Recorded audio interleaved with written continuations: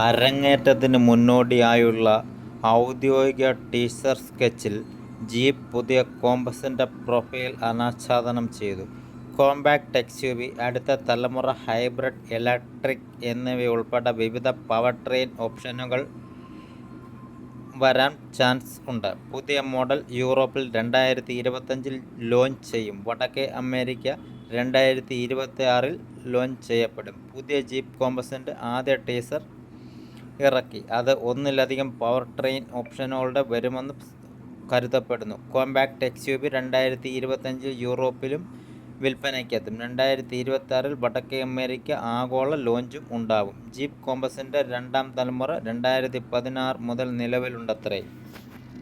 Signature boxy wheel ആർച്ചുകൾ നിലനിർത്തിക്കൊണ്ടുതന്നെ സുഗമമായ green house കൂടുതൽ ശില്പപരമായ രൂപത്തിലേക്ക് സ്കെച്ച് സൂചന നൽകുന്നു. സ്ലിം ലൈറ്റിംഗ് യൂണിറ്റുകളും ചെറിയ ഓവർ ഹങ്ങുകളും ഫീച്ചർ ചെയ്യുന്ന വലിയ ജീപ്പ് ഗ്രാൻഡ് ചെറോക്കിയിൽ നിന്ന് മുന്നിലും പിന്നിലും സ്റ്റൈലിംഗ് കടമെടുക്കുന്നു. മൂന്നാം തലമുറ കോമ്പസ് ടാൾ മീഡിയം പ്ലാറ്റ്ഫോമിൽ നിർമ്മിച്ച ആദ്യത്തെ ജീപ്പായിരിക്കും ഇത്.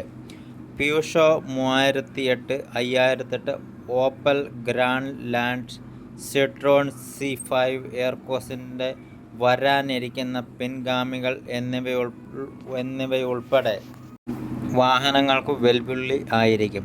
പുതിയ കോമ്പസ് 4 വീൽ ഡ്രൈവ്, വിവിധ മൾട്ടി എനർജി പ്രൊപ്പൽഷൻ സിസ്റ്റങ്ങൾ എന്നിവ വാഗ്ദാനം ചെയ്യുന്നു.